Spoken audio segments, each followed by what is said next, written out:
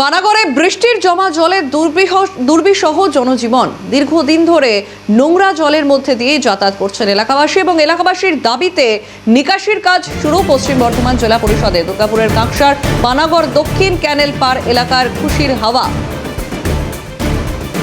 রাজেশ সেনগুপ্ত রয়েছেন প্রতিনিধি ফোন লাইনে। রাজেশ, ঠিক কি ঘটেছে সেখানে? চুরির দায় বিহার পুলিশের জালে তৃণমূল সভাপতি 3 ঘনিষ্ঠ, এবং সেখানে যে ছবি আমরা ইতিমধ্যেই দেখছি সেখানে খুশির হাওয়া রীতিমতো। কি ঘটেছে?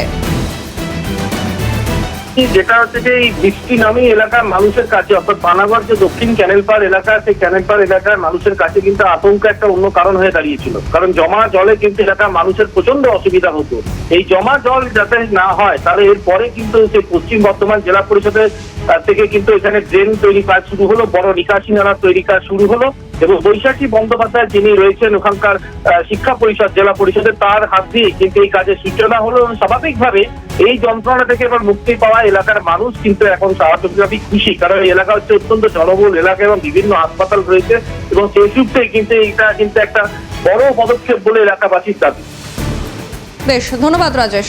ফোন লাইনে ছিলেন প্রতিনিধি রাজেশ সেনগুপ্ত। আরও একবার জানাই, পানাগড়ে বৃষ্টির জমা জলে দুর্বিষহ জনজীবন এবং দীর্ঘদিন ধরে নোংরা জলের মধ্যে দিয়েই সেখানে যাতায়াত করতে হচ্ছিল সাধারণ মানুষকে, এবং শেষমেশ তাদের মধ্যে খুশির হাওয়া, কারণ এই সমস্যার সমাধান হতে চলেছে। স্থানীয় সাধারণ মানুষ কি বলছেন আমরা শুনবো।